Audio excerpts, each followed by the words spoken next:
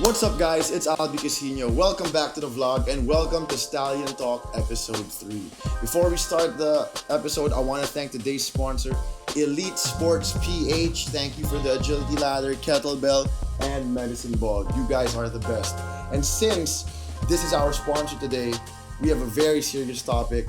We're going to be talking about health and COVID-19 with my good friend, batchmate, and all-around great guy, CLUTARIO. Let's give him a round of applause, everybody. So, bro, I know I already gave you a good introduction, but introduce yourself, sir. Hi guys, I'm CLUTARIO and I'm an internal medicine resident in a tertiary hospital here in Metro Manila.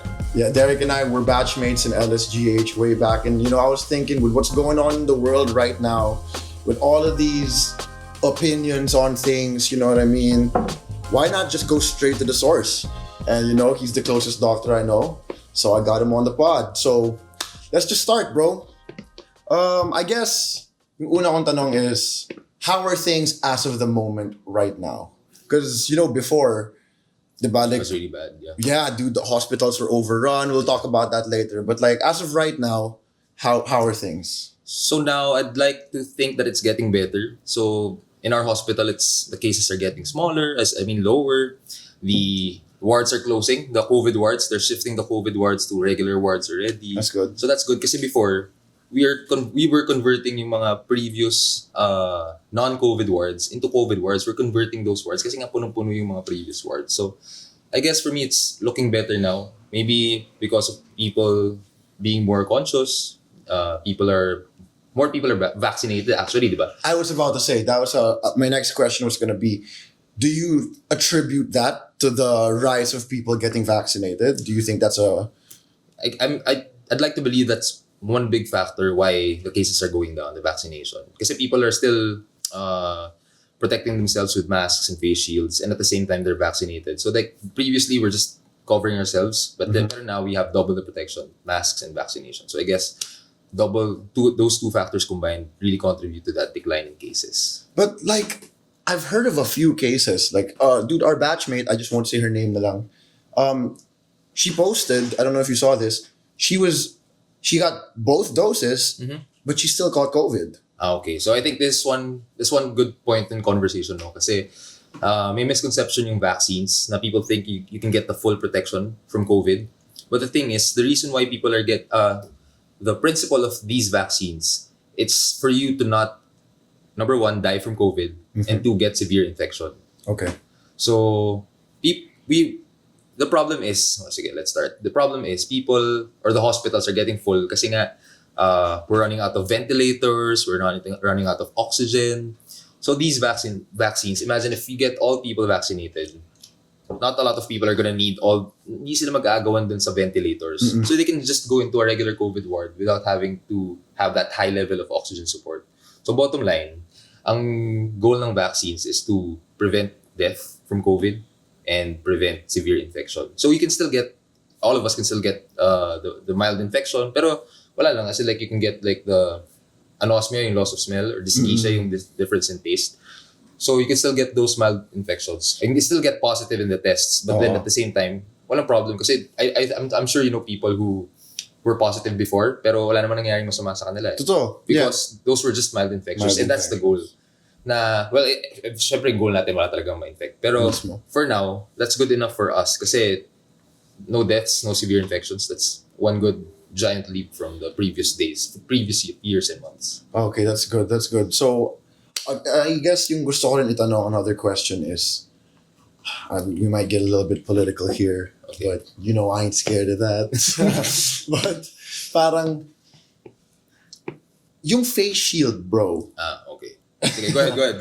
Pwede ba natin pag-usapan yung face shield? Kasi parang, I think we're the only ones who still have, like, apply face shields, right? Is that correct? I'm not sure with other countries, but in the US for sure. For sure. I've seen people in NBA games, tabi-tabi na sila. They don't even have masks on anymore, bro. Yeah. So the question is, kailangan ba natin ng face shield? How important is the face shield? Well, sige, this is a very serious topic, Yes, sir. face shield, because it's very controversial. In my opinion, face shields provide you that extra layer of protection. Pero the only reason why people wear face shields, kasi one of the possible transmissions of COVID is yung mucous area, mucous membrane, so sa eyes. So if people cough on your face and then they spread the possible saliva on your eyes, there's still a chance to transmit the virus through your eyes. Pero it's really slim. Pero for me, like especially for us, kasi we're in close contacts with patients. So if we're like face to face, for example, you're pumping the patient, ganyan, and then wala. The patient might spit out blood, might cough, might just whatever, spit out any kind of bodily fluids, yes, into my eye. So I guess the most important part of wearing face shields is for healthcare practitioners. And I do understand the people not wanting to wear face shields, mainit and all those excuses. But in my opinion lang, it won't hurt to get that extra layer of protection. True. I was just about to say, so I guess basically tama pa rin yung face shield because you can still get it from the eyes. And the reason why sa States nga wala na silang face shield kasi I actually don't know the exact numbers, but it's really far from us yung vaccination rate nila. Malayo talaga. Super layo. Malayo. It's last time I heard 1 or 2% pa lang sa population natin yung vaccinated. I'm not sure if it still holds true now, but for the States I think it's way higher than that. So I guess that's one reason why pinapayagan sila. And like I know so many people, pare, who fly to the States to get vaccinated because it's so much easier. I heard you can just go into any hospital there and be like, yo. Yeah, we have a friend who just went there. Exactly, yeah. And then he proposed. Day one. Congratulations, my man. Congratulations, Eng. Let's just shout him out, bro. Congratulations, Eng and Kat, on the engagement. But yeah, diba? So parang here, medyo mahirap pa yung process to get vaccinated. Sa totoo lang eh. Well, of course, for you guys, medical frontliners, madali lang. Dapat lang. Yeah. I mean, wait, okay. Let's. This is another topic I want to talk about because you personally caught COVID. Yeah. So talk me through that experience, man. Okay. So I got COVID a week after my first shot. Yeah. Just like what we were talking about kanina, bro. Yeah. So some people kasi think na parang, I don't know, there's still some people who think na yung vaccine na yan is parang, what do you call this? What's that term? Immunity. No. I mean like negative eh. Parang bogus yung vaccine yan. Some people think there's a microchip. Daming theories eh. Some people think conspiracy theories. Yung COVID was released to the world in order for the pharmaceutical companies to get money from the vaccine. But in fact, imagine like all doctors are getting the vaccine. Well, not all, but majority of them are getting the vaccines. Yeah. So and I also got the vaccine. And unfortunately, I just got COVID. Because at that time, I was manning the COVID ward as well. So for some reason, maybe a lapse in judgment or like a break in the PPE for some sort. I don't really know how I got it. I wasn't partying or anything. I was just doing my duties. Yeah. But unfortunately, I got COVID. But the good thing is I didn't get severe infection. I don't know if I can attribute it to me getting the vaccine beforehand or just luck or just because I'm young. So, maraming factors pwedeng in play. Pero, all I can say about that experience was I'm lucky na I didn't get severe infection and I didn't get to infect my family, my friends. So, super siya. I mean, like, for me, it's a depressing experience kasi I was just alone in the hospital. No one can see me. True. No one can visit me. I was glad that I was admitted in my hospital where I was training. So, my co-residents were visiting me. People were bringing food. So, kilala mo pa rin yung mga pumupunta sa doon. Yeah. Yung mga nag-aalaga. And my hospital paid for everything. Perfect. Like, yeah. So, malungkot siya kasi super isolated ka. But I can't really imagine what it feels like for the other patients. Kasi I see them Like the older ones. Of course. They die without their families with them. So, it's sobrang lungkot. I mean, like, siguro, swerte na sila if they have smartphones. Pero some people are really not just that fortunate, diba? True. So, those people with smartphones, they get actually sama pa rin nun for me. Babay ka. Sa phone lang. As in, like, you can't even say bye. Talagang, wala. Like tube in mouth. Tube in mouth. But like, okay, like walk me through. So you were talking about the emotional stress of COVID. Yeah. Walk me through the physical aspects. Like, what were you feeling? Okay, so this is a bad experience because I was eating the day before. It was a takeout ramen. Sobrang weird kasi I was eating tapos it's ramen It's usually flavorful. You love ramen. Oh yeah, it's flavorful siya. So parang pagkakain ko, bakit wala ng lasa? Pero I wasn't really... Hindi ka pa kinakabahan Hindi pa ako doon? Kahit nakakabahan. konti? Yeah, weird talaga, weird. Kasi feeling ko, Shot mo lang din eh. even if I knew the science behind it, parang siguro blinded pa rin ako by the thought na bata pa ako and all. So, okay, sige, whatever. Tapos pero sinisip ko na all the time. So, all my co-residents, I told them, kasi the first thing that you have to do when you have symptoms talaga is tell everyone. Tell I mean, everyone. My hospital kasi lets me have a 2-week break. So parang kung positive ka, if you're positive, just stay home, isolate. Kasi instead of you actually spreading the virus to your other doctors, and even less people are gonna be able to help kapag nagkasakit pa lahat yan. So just isolate yourself, go home. So I told them, and then I got tested the next day, then positive. So What test did you use? Initially kasi, so this is another point of another point of conversation I want to bring up later, but so we can tackle it now. No? Yeah, let's go Okay, ahead. so marami, may antibody, may antigen, tas may RT-PCR. I've taken all of them, bro. Even the saliva RT-PCR, I've taken that. So best one pa rin is the nasopharyngeal swab, yung RT-PCR na Through the mouth and mouth. throat. Yeah. Excuse me. So I took the antigen first kasi I was symptomatic. So antigen tests, yun yung mabilis lang, yung parang nasa Yeah, test kit. 30 minutes, 15 minutes and stuff. 15 to 30 minutes. It's only effective, or it's only sensitive. We call it, in medical terms, we call it sensitive. Parang it has good accuracy. It's only sensitive if you have symptoms. So pero kunyari mga tao, na-expose ako, I'll do antigen testing. Then that won't be sensitive. So I was symptomatic, I took the antigen test and it was positive. So I had to confirm it pa With the PCR. with the PCR. So it was positive, then isolate na ako. Actually, dude, nag-lock in ako recently before this last ECQ What do you mean lock-in?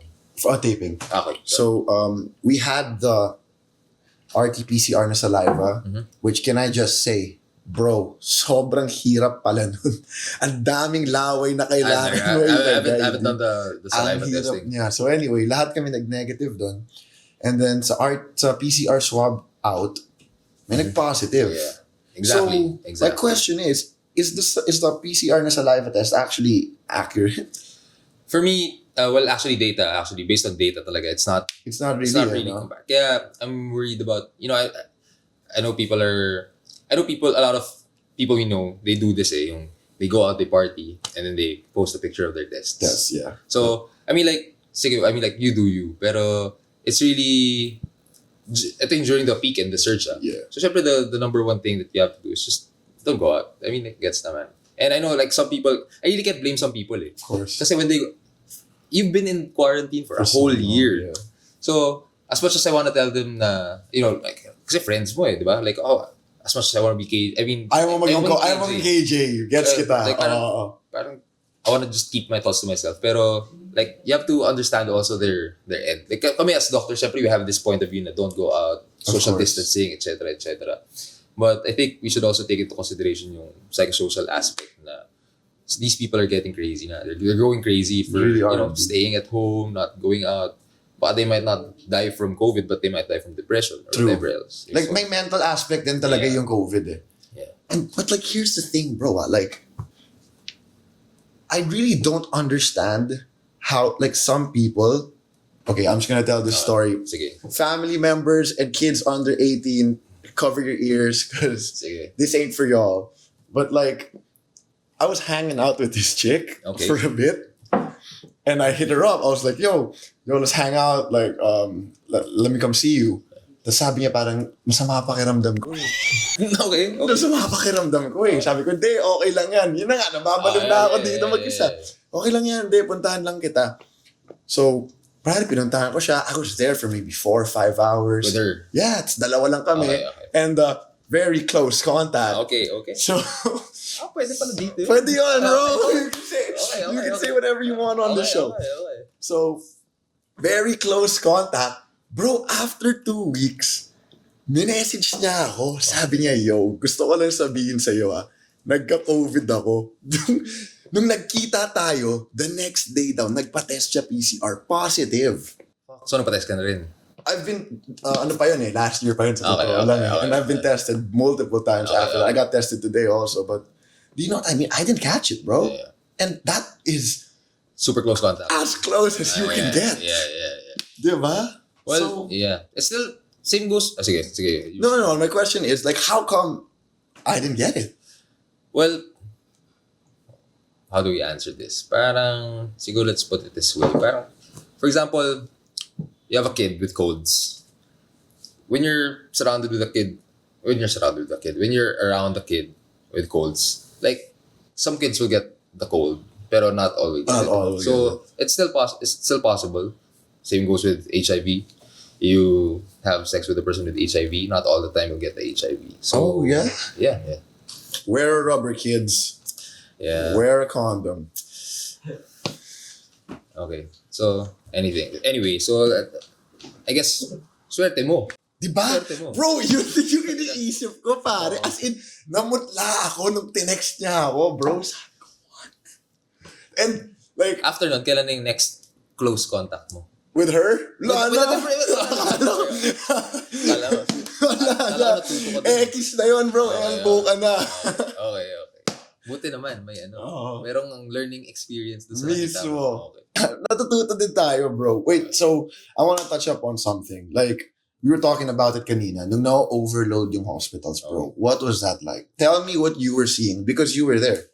Actually, sige. So, kasi nag-overlap yung COVID sa akin when I was an intern and now a resident. Okay. So, I was interning in a government hospital and I'm now in a private hospital. So, of course, the government hospital has it worse. Right? siguro I'm blessed na rin to see both sides. of the spectrum, both ends of the spectrum.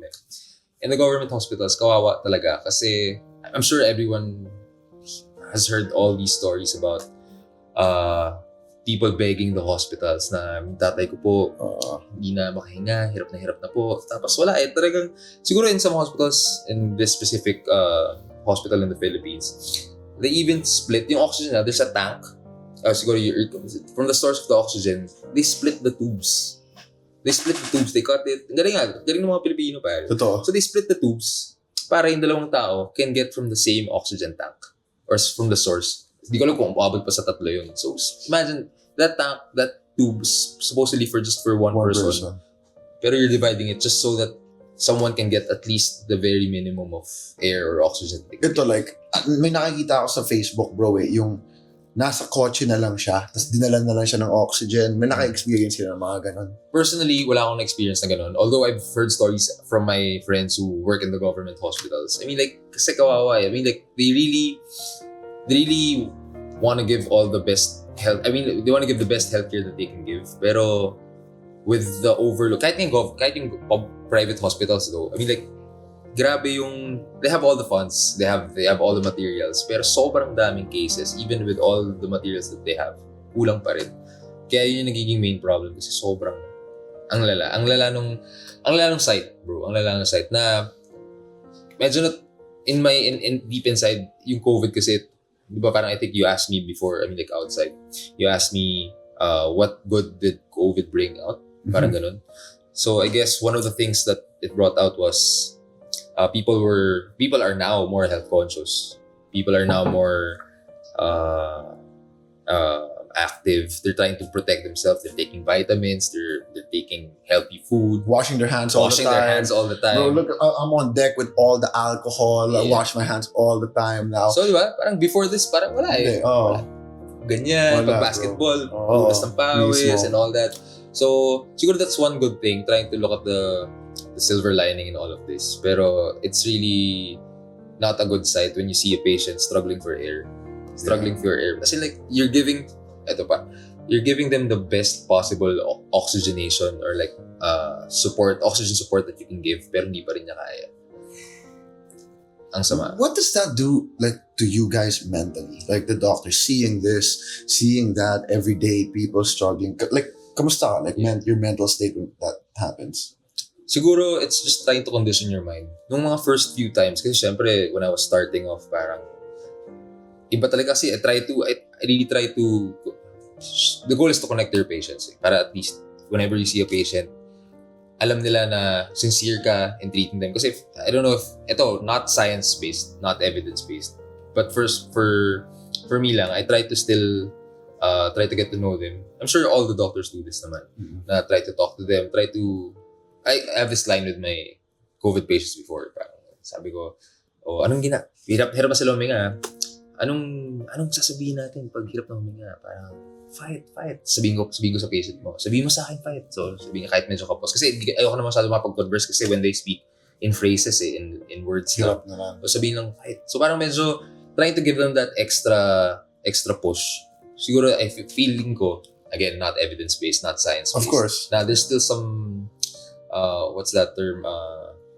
Basta merong subliminal thoughts that would help them, fight through this in some way. No, pero yung tanong ko is like, when you get home, nauuwi mo ba yan? Naiisip mo ba yan bago ka matulog?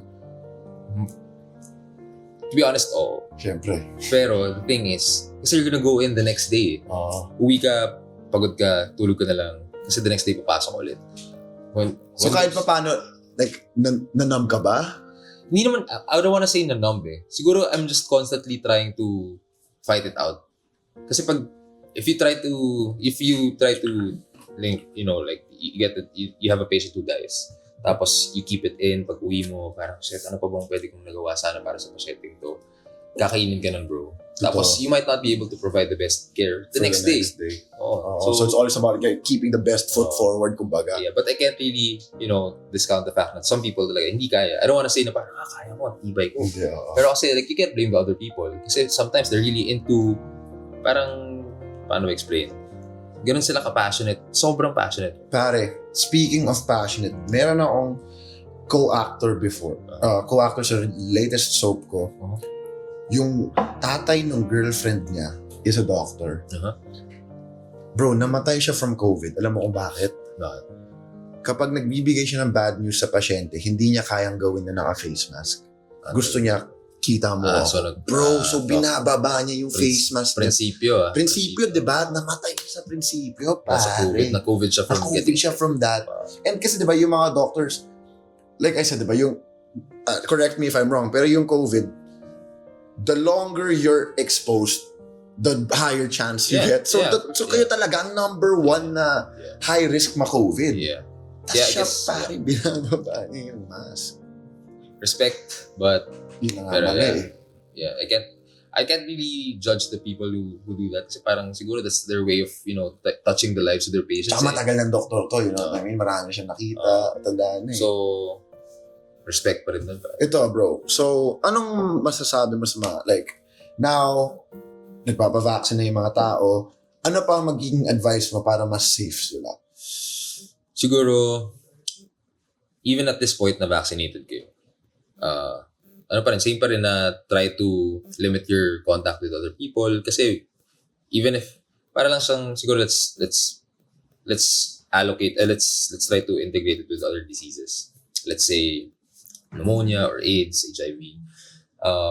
The less time you get exposed to these people, well, actually, di mo talaga alam. That's the main point. So, if hindi mo alam, you're not sure, might as well err on the safer side, which is to try to not go out as much, not to go to crowded places, still try to wear protection. Even these days, the way you see people, merong mga anti-vaxxers, anti-maskers, yeah. Just some people who want to be conspiracy theorists, you know what I mean? I don't study or like why they think these things. Hindi ko iniisip. But siguro for the people, para mas tumatak sa kanila is just to try to think of their families. So ito, meron pa akong isa pang question, bro. Like, alam mo naman, like, there are different types of masks, di ba?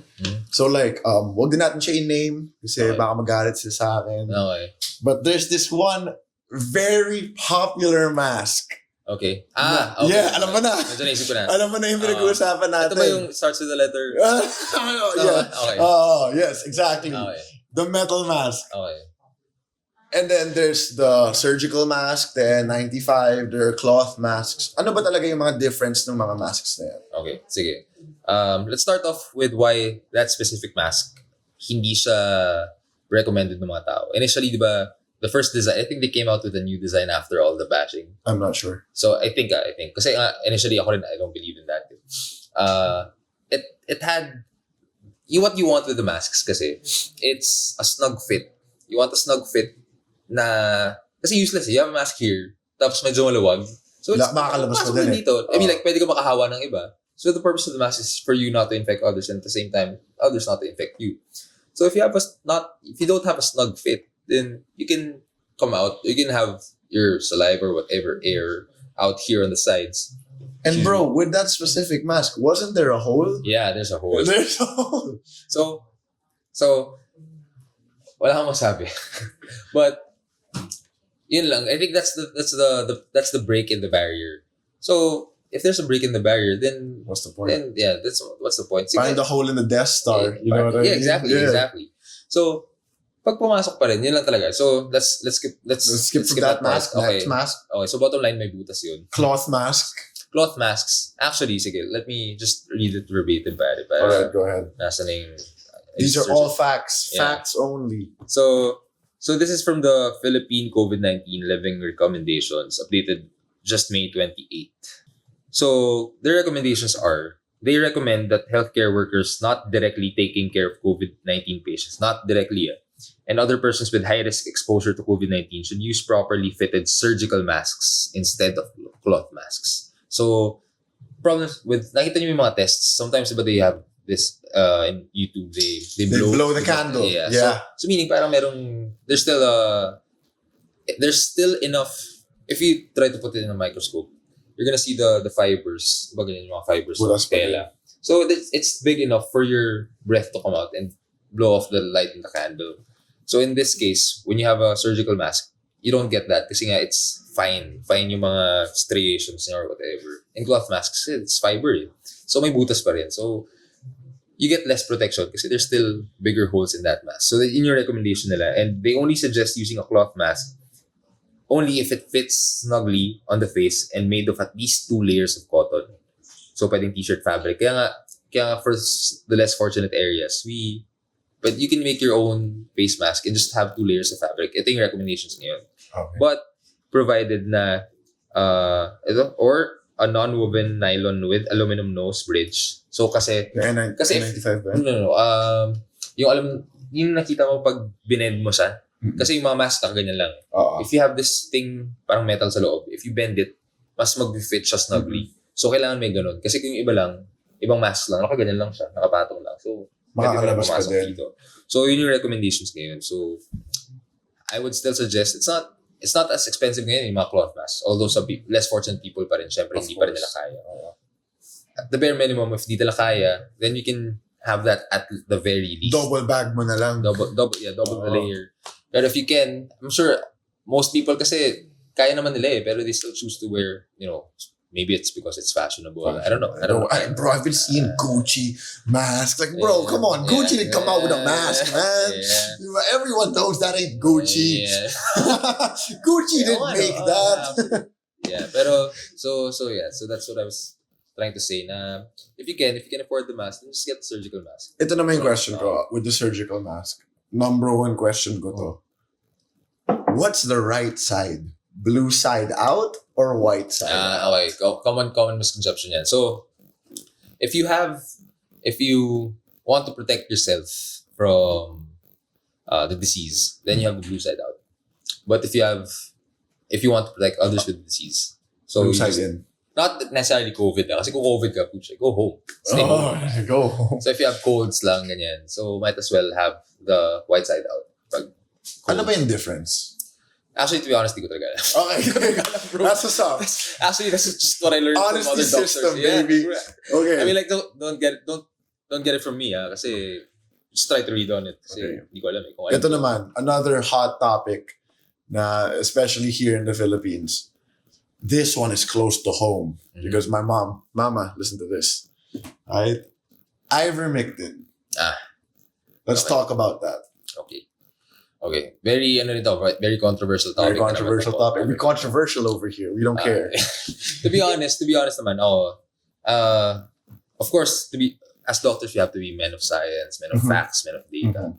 Siyempre, I still believe na there's still part na when people, what's that term? Sorry. Pwede mo kausapin yung mga background. Go. Anong tawag sa term ng, yung pag meron kang private, anong tawag dito? Private, yung isa totoo, isa drug lang, walang laman.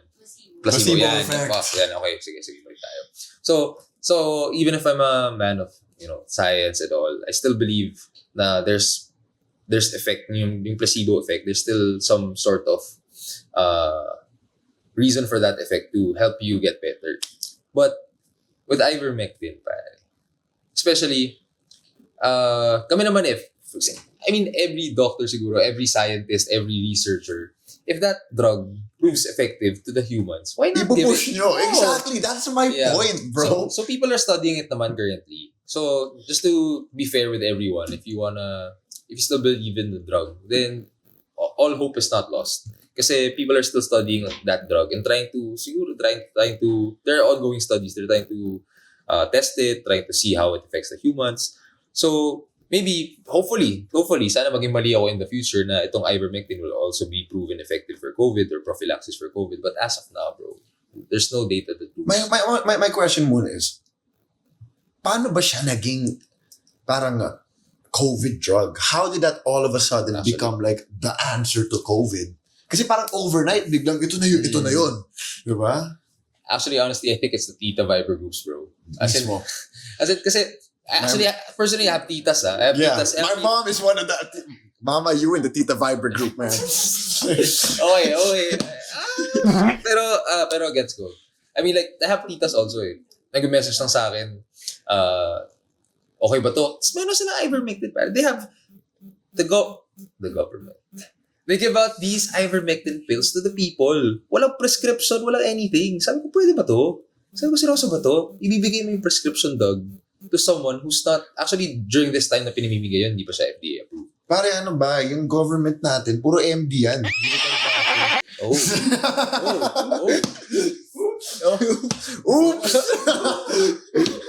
My bad! Napainom na lang ako. Oo, din.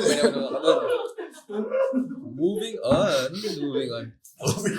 So, okay, so ivermectin. yeah. So, na yung bottom line, para tapos tayo sa conversation on part ng ivermectin. As of now, there's no data that proves that ivermectin is effective as prophylaxis, as treatment, and as post-COVID treatment. So, none of these are still proven as of now. Pero sana one day, kung makahanap sila ng exact dosage, exact formulation ng drug, then why not? We'll welcome it with open arms, pare. All for the health of the patients. Why not, diba? But for now, it's a no. So, let's go back to the vaccines, bro. Kasi alam mo naman, like, marami talagang tao natatakot magpa-vaccinate. Yeah. Well, it's a big problem now. Yeah. Well, from what I've heard is, meron ata talagang nadadali, like with blood clots and other side effects. Can you help explain what's going on with that? Okay, sige. These vaccines, actually with any vaccine, they have these disclaimers naman that they say na this can affect you. Kasi before these vaccines came out, or whatever kind of vaccine, pneumococcal, meningococcal, flu, whatever, all those vaccines, these went through a process. These went through tests. So they have these set of people, yung placebo, who didn't take the vaccine, and the set of people who took the vaccine. So based on that data of the people who took the vaccine, siguro there's a super small percentage na people who had blood clots, of people who had strokes, had seizures, but that's a really small percentage. When you take something, with any kind of medicine, especially with the antibiotics, medyo nag-shift tayo. The antibiotics, they have side effects of diarrhea. Mm-hmm. But just because may diarrhea, but would you not want to take the antibiotics? So you just try to weigh the pros and cons. So what would you rather have, the diarrhea or being safe from that infection? The misconception with COVID and the vaccines, kasi some people get infected with COVID, they get blood clots. Blood clots, so ito medyo technical na, medyo pangit. So just trying to be technical. Yung COVID kasi is quote-unquote a hypercoagulable state. What does this mean? Hypercoagulable, coagulate, dikit-dikit. So usually blood flows naturally. And clotting means nagbubuo-buo yung blood. So hypercoagulable, meaning hyper yung pagbuo-buo, pagdikit-dikit. Ang problem, ito yung blood hyper means mabilis siya magbuo-buo. Yes. And may tendency siyang magbuo-buo. So if it flows through your vessels, ito yung sabihin natin, ito yung blood vessel mo, pare. So usually mga blood cell, nakita yung mga blood cells sa mga microscope ng high school tayo, Yung di ba? mga circular stuff. Nung makikinig tayo nung high school. Oo, syempre, good students tayo. Exactly. Next topic na yan. So, dadaan-daan yan. Ito mga circular stuff na sinasabi natin, nagdidikit-dikit sila. In the case of COVID, may tendency talaga yung patients na magdikit-dikit yan. Pag nagdikit-dikit yan, magbubuo siya into one whole. Sabihin natin na maliit na kulangot pa. So let's put it in that way. So it's a whole blood. If it goes through your heart, atakihin ka sa puso. Heart attack. If it goes to your brain, then that's a stroke. Stroke pala. Well, some people can present with seizure, pwede tama. But mostly stroke. It goes to your limbs. It's called deep vein thrombosis, and then when it goes to your lungs. It's called pulmonary embolism. So these effects can be part and part with maraming factors eh. Because that person had a stroke before. Hindi natin masabi kasi sobrang isolated nitong reports na to eh. I mean, I'm sure you've heard you've seen reports on Facebook na eto may namatay na ganyan. Super isolated yung cases. So, siguro may advice na lang din for people who are afraid of that is try to look at the data without any prejudice. Kasi this data was tested for a long period of time just to tell you yung purpose of research eh. Research ito showed na kami tinest na namin to multiple times para i-prove sa inyo na ito is good for you and not this is gonna provide more good to you than harm. So I think that's a closing statement for that is the goal of the vaccination is to provide more good which is the less death and less severe COVID than harm, which is yung mga super isolated cases. Siguro malas lang talaga. Yeah. So, yan, sa mga anti-vaxxers dyan, let's just all get vaccinated, man. And with that, before we close, gusto ko lang itanong, okay, this is all just our opinions. Don't take our word for this one, like this line right here, okay? Everything else my doc was saying is backed by facts. But here, ito, purely opinion-based lang to. So don't cut this and make it, a meme or something.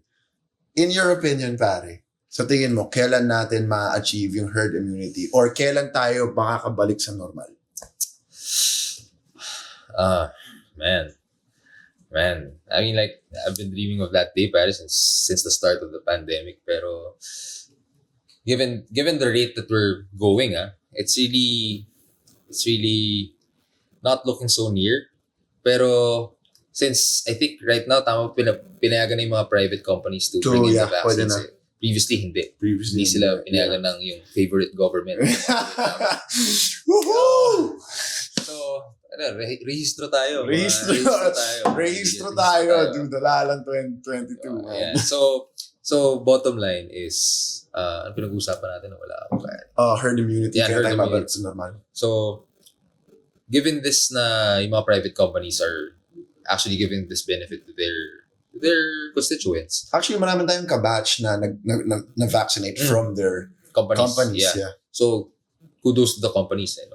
So, I guess the rate of the vaccination will come much faster kasi instead of just one whole body trying to vaccinate everyone, there's like multiple entities. Parang dinistribute mo yung power to the people to vaccinate their own people. So, I think sooner than later yung masasabi ko lang kasi I can't really give an exact I saw something on like the World Health Organization. It said the Philippines will be herd immune by third quarter of 2024, bro. Hindi ko nirinig yun, pa. I mean, like, I'll send you the link, and it's wild. So that's like 2021 na ngayon. It's like 3 more years. I know.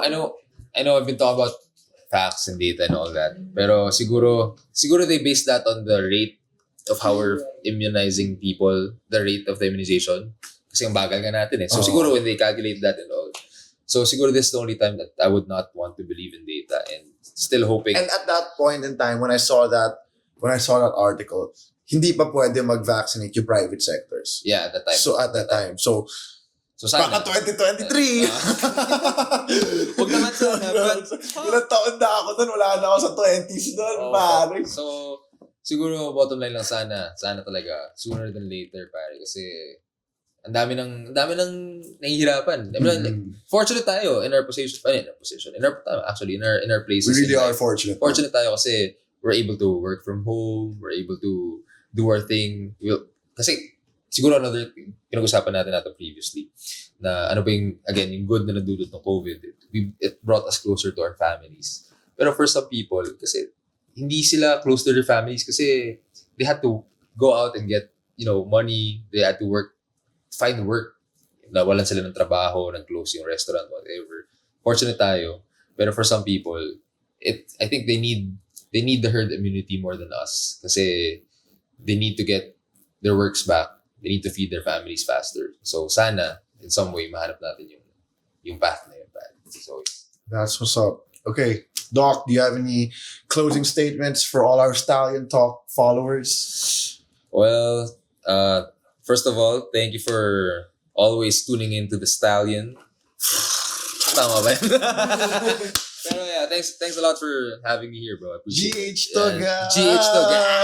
Pero yeah, appreciate it. Sana, I really like what you're doing here, Paris. Thank you, sir. Thank you, sir. Quality content. That's all I can say. So there you go, guys. Maraming salamat for tuning in. Don't forget to like, follow, subscribe, and comment who else you want to see on Stallion Talk. This is Albiecasino, and I'll see you in my next vlog.